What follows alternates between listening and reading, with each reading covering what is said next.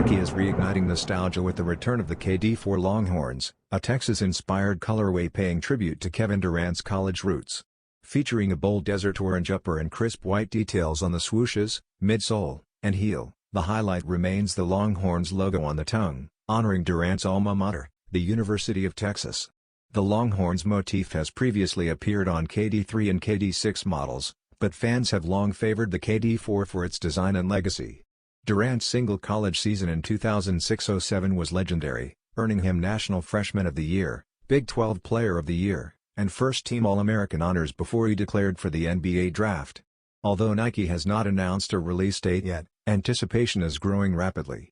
With UT still a Nike-sponsored school, this fresh take on a beloved silhouette is sure to resonate with both sneakerheads and college basketball fans alike.